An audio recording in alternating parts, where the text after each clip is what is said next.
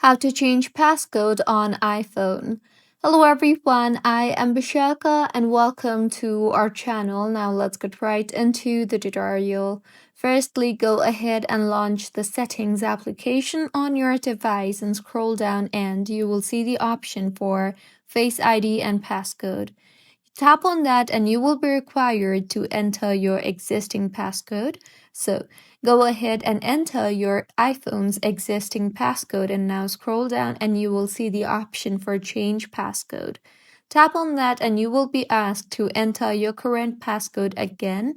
So enter your current password and now in the interface that you will be led to, you will be able to enter your new passcode.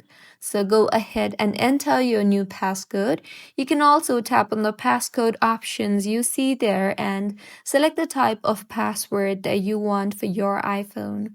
Once entered, you will have to re-enter your new password. Once done, tap on Done and with this, your passcode will be changed.